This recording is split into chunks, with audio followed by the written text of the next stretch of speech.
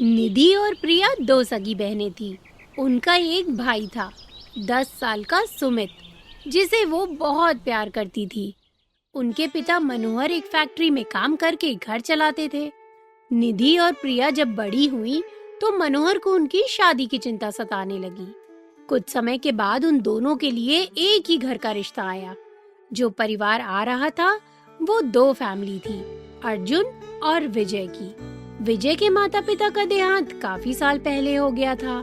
तब से उसके ताऊजी ने ही उसे पाल पोस कर बड़ा किया था और दोनों के बीच में कोई नाइंसाफी ना हो जाए, और इसीलिए उन्होंने ऐसा घर चुना जहां से वो दो मध्यम वर्गीय परिवार की लड़कियों को ही अपनी बहू बनाए।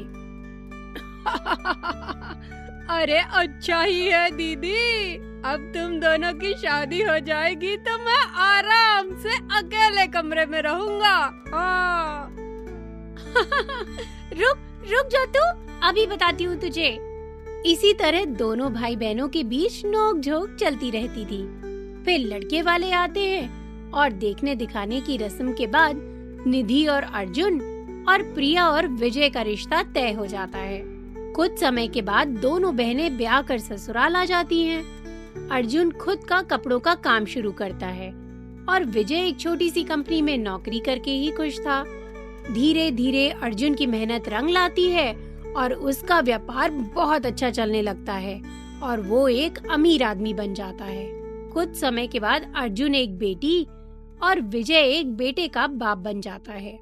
एक दिन प्रिया विजय से कहती है, सुनिए, आप भी कोई काम क्यों नहीं शुरू कर लेते?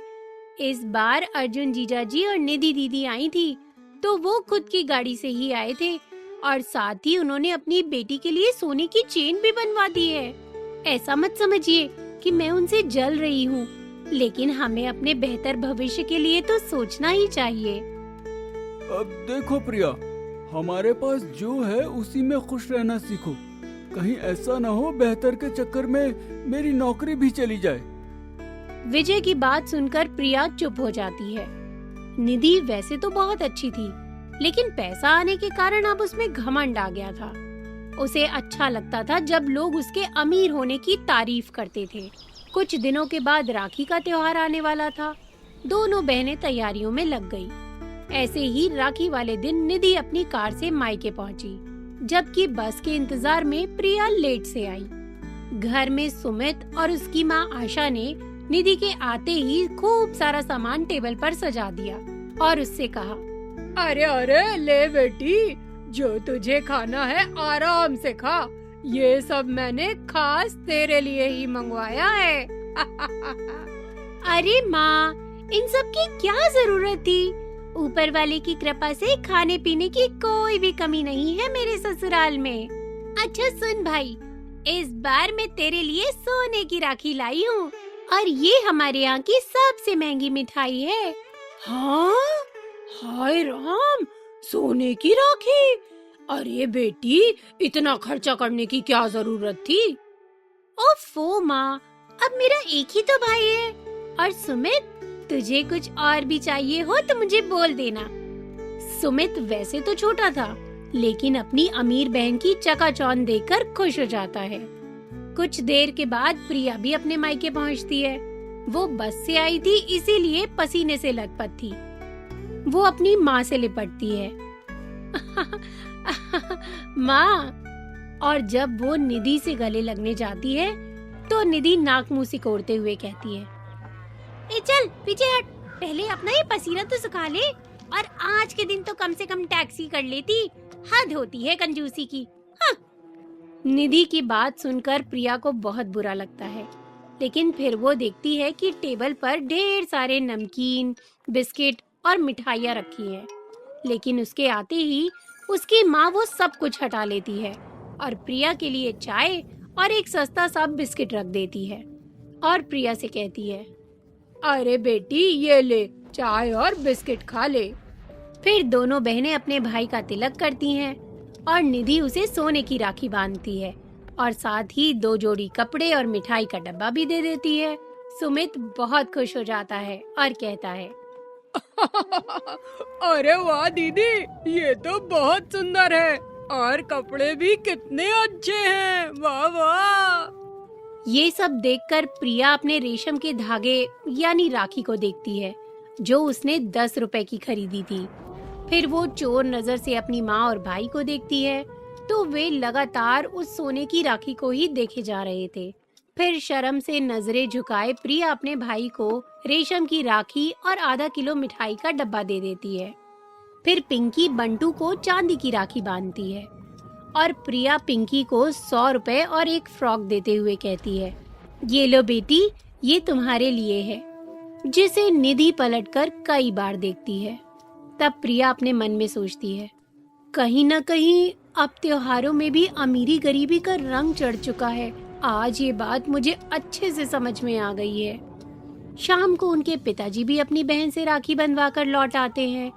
उस रात भी आशा अपनी अमीर बेटी को खाने में घी की चुपड़ी हुई रोटियां और खूब सारी सब्जी, गुड़, मलाई खाने को देती है, जबकि प्रिया को सिर्फ सब्जी और बिना घी की रोटियां ही देती है।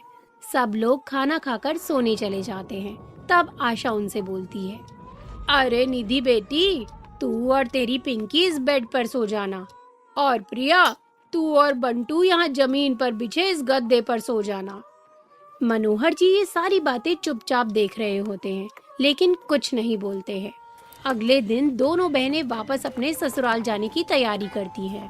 तब आशा जी कहती हैं, ये ले निधि, ये महंगी साड़ी, ये फ्रॉक और पिंकी के लिए ये 1100 का शगुन।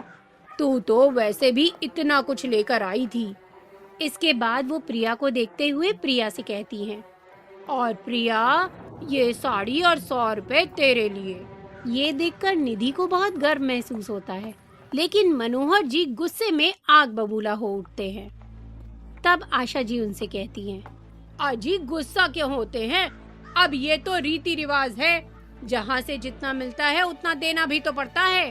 तुम समझ क्यों नहीं रहे? अच्छा निधि, तुम बताओ, जब तुमने अपने भाई के लिए राखी खरीदी तो क्या तुम्हारे मन में ये विचार था कि सोने की राखी खरीदकर तुम अपनी अमीरी दिखाओगी? महंगी मिठाई लाकर तुम क्या दिखाना चाहती हो? तुम अपनी बहन को नीचा दिखाना चाहती थी। और तुम आशा, जो ज्यादा सामान लाया उसे ज्यादा शगुन और जो कम लाया उसे कम शगुन। भाई बहन के इस प्यार भरे दिन को तुम अमीरी गरीबी में मत तोलो।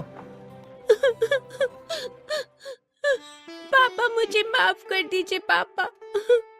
तब प्रिया कहती है, पापा, सुमित मेरा इकलौता भाई है।